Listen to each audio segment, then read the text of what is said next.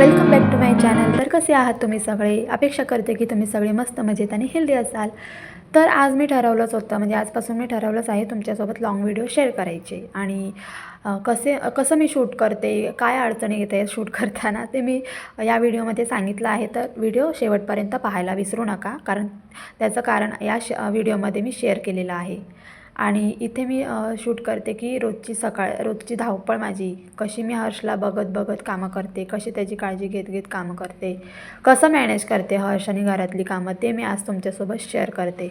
काही लोकांना असं वाटतं की मी आईजवळ राहते म्हणून मला खूप आधार आहे, माझी आई सगळं करायला येते. तर आईचा आधार आहेच, नाही असं नाही, पण प्रत्येक वेळी आई नसते आणि रोजचं आता मी मॅनेज करायला शिकले आहे. होते हळूहळू सवय. तर इथे हर्ष पण माझी मदत करतो आहे.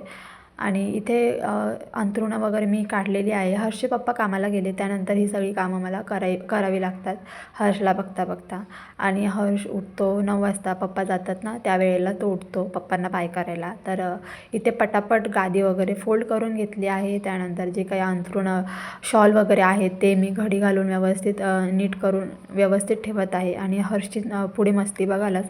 आणि त्याचसोबत मी माझी रिअल लाईफ स्टोरी तुमच्यासोबत मी या व्हिडिओमध्ये शेअर करते. त्या व्हिडिओ पूर्णपणे पाहायला विसरू नका. तर चला सुरुवात करूया माझ्या रिअल लाईफ स्टोरीला.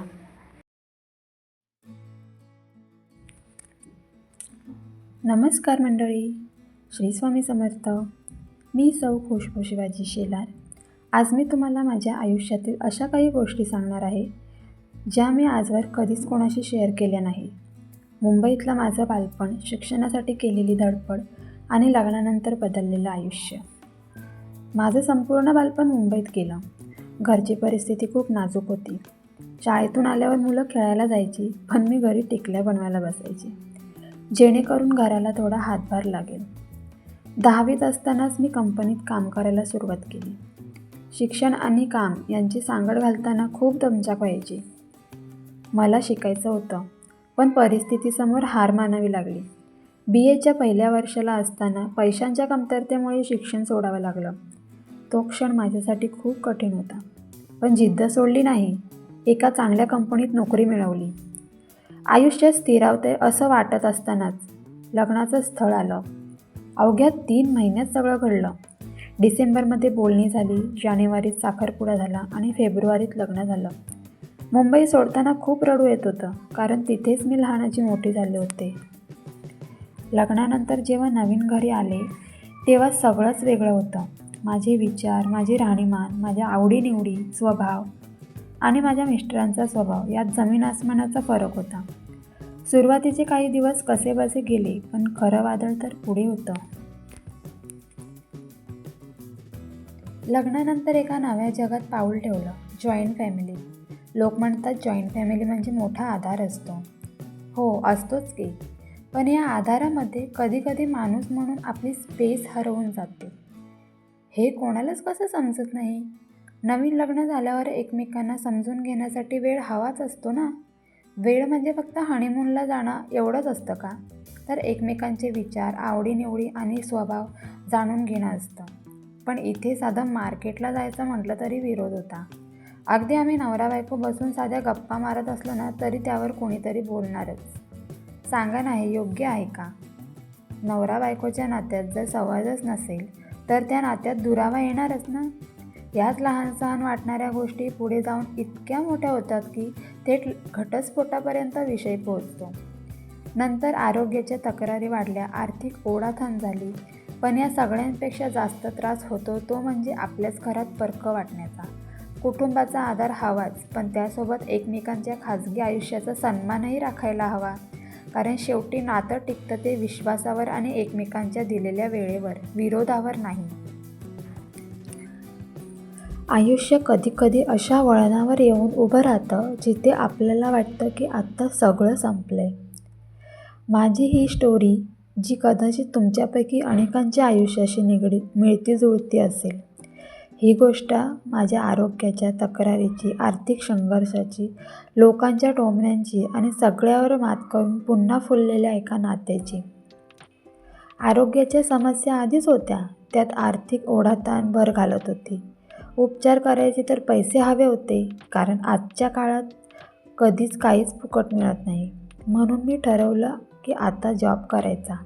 सासऱ्यांची परवानगी घेतली, पण समाज आणि काही जवळच्या लोकांना ते पटत नव्हतं.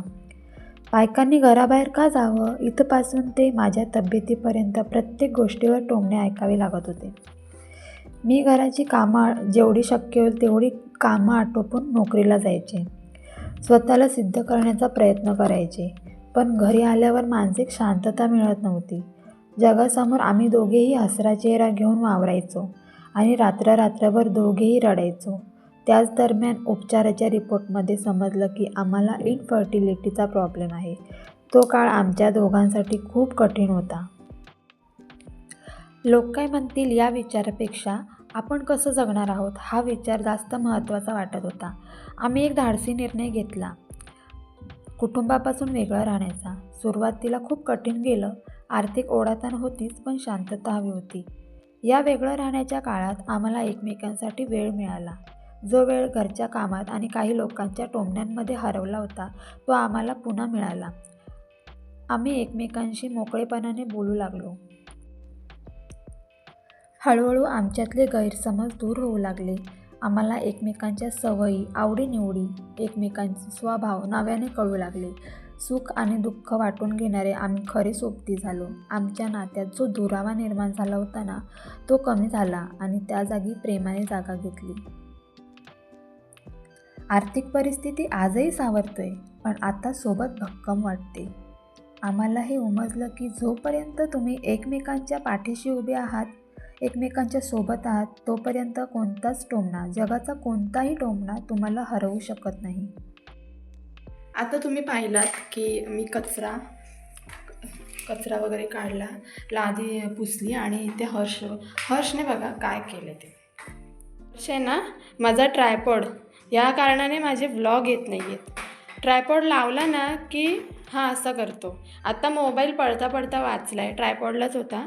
नशीब मी पटकन पकडलं आणि मोबाईल काढून घेतला, पण ह्याला ट्रायपॉड खेळायला पाहिजे. ही अशी मस्ती असते. कसे मी व्लॉग शूट करणार, कसं काय करू. सोड त्याला, लागेल तुला तो. आणि इथे बघा मुरमुरे खात होता, त्याला मुरमुरे दिले मी खायला आणि त्याने बघा इथे काय केले. मी आत्ताच आवरलं होतं आणि त्याने आता सगळीकडे केलं आहे. गादीच्या पलीकडे पण त्याने मुरमुरे टाकलेत. सोड लवकर सर, आपण बूम लावू आपण टी व्हीवर. तर त्याला सांगितले टी व्ही लावून देते.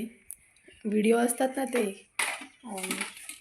गाड्यांचे, लहान मुलांचे व्हिडिओज असतात ना, ते त्याला फार आवडतं. बूम आता ते लावून देते. तो बसेल तोपर्यंत मी माझी हळूहळू कामं आवरेल.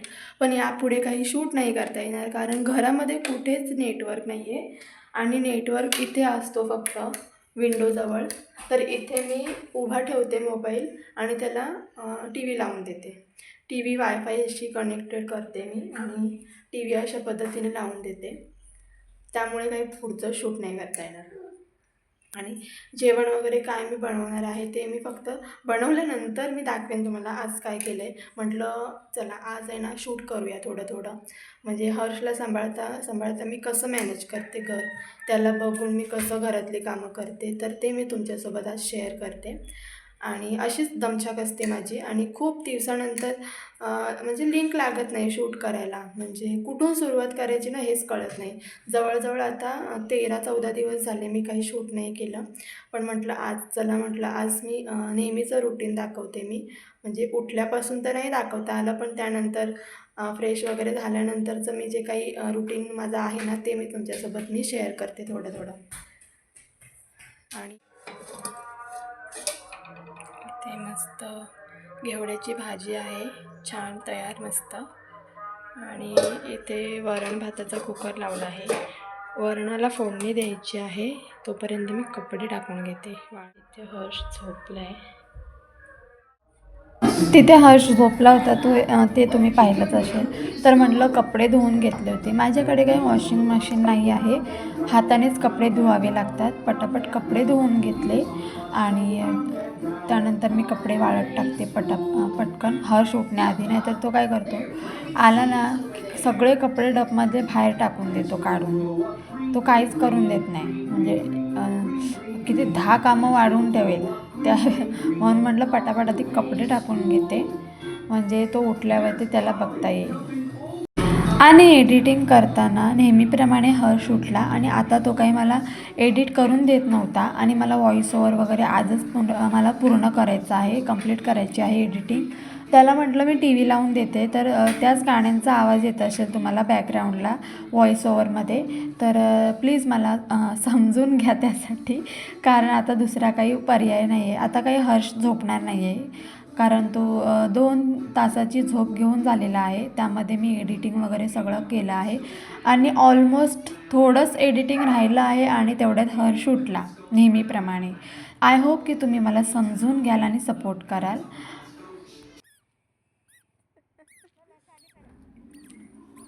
तर मित्रमैत्रिणींनो, मला फक्त एवढंच सांगायचं आहे की परिस्थिती कितीही कठीण असू द्या, स्वतःवर आणि आपल्या जोडीदारावर विश्वास ठेवा. कधीकधी स्वतःला सावरण्यासाठी लोकांपासून थोडं दूर जाणं वाईट नसतं. जर तुम्हालाही वाटत असेल की तुमचं नातं टोमण्यांमुळे किंवा इतर ताणतणावामुळे विखुरतंय, तर एकमेकांशी संवाद साधा. ही माझी लाईफ स्टोरी तुम्हाला कशी वाटते कमेंट करून नक्की सांगा आणि जर तुम्हाला हा व्हिडिओ आवडला असेल तर लाईक आणि शेअर करायला विसरू नका. मग पुढे काय झालं जाणून घेण्यासाठी नेक्स्ट व्हिडिओ नक्की पहा. त्यासाठी जर चॅनलवर नवीन असाल तर चॅनलला सबस्क्राईब करायला विसरू नका. पुन्हा भेटूया एका नवीन व्हिडिओमध्ये. तोपर्यंत सर्वांनी काळजी घ्या.